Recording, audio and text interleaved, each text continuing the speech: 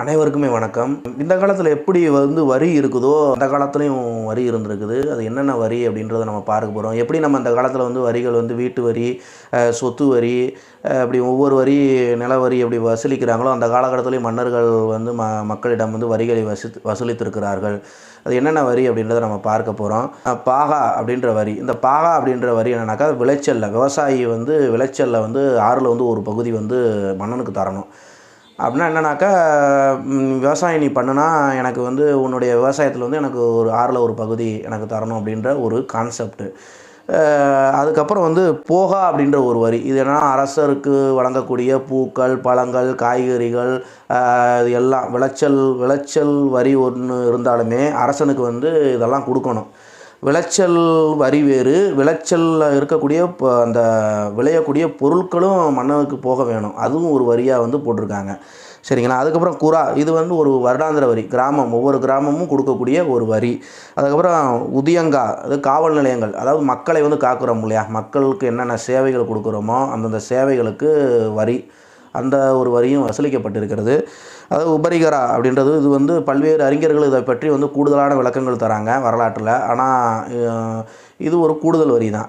சரிங்களா. கிரண்யா. இது தங்க நாணயங்கள், தங்கத்தின் மீது விதிக்கப்படக்கூடிய ஒரு வரி. தங்கம் வாங்கிறது, அதை விற்கிறது அப்படின்னாலும் டேக்ஸ். இப்போ நம்ம எப்படி டேக்ஸ் ஃபாலோ பண்ணுறோமோ அப்போது அந்த காலகட்டத்துலேயும் ஃபாலோ பண்ணியிருக்காங்க.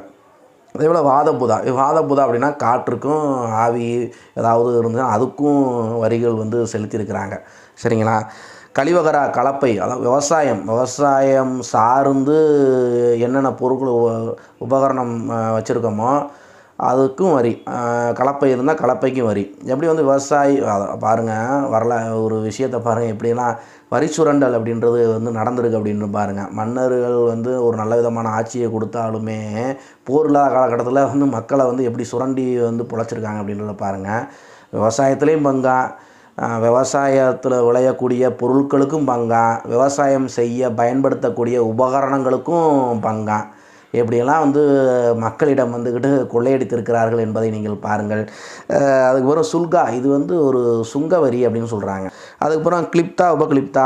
அந்த கிளிப்தா உபகிளிப்தா அப்படின்றது நிலப்பதிவின், இப்போ ரிஜிஸ்டர் பண்ண ஒரு இடம் வாங்குகிறோம்னா நம்ம பத்திரப்பதிவு ஆஃபீஸில் போய் ரிஜிஸ்ட்ரேஷன் பண்ணுறோம்.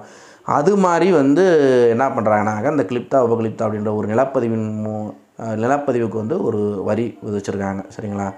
வரிகள் எப்படி ஆக்குப்பை எல்லாமே வரலாற்றில் நம்ம ஏதோ ஒரு இடத்துல உருவாக்கின விஷயங்கள் படிப்படியாக இன்றைக்கும் அதை ஃபாலோ பண்ணுறாங்க.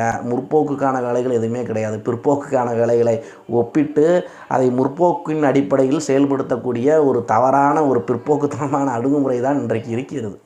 அதில் எந்த விதமான வரலாற்றை நம்ம படிக்கும்போது பார்க்குறோம்ல, எல்லா விஷயங்களையும் பார்க்குறோம்ல. நடைமுறை அரசியலை எதோடு ஒப்பிடணும்னு சொன்னால் வரலாற்றினுடைய வழிமுறை அரசியல்கிட்ட ஒப்பிடணும். அதுதான் உண்மையான ஒரு காரண கருத்தாக இருக்க முடியும். இன்றைக்கும் சுரண்டல் இருந்து கொண்டு தான் இருக்கிறது. என்னதான்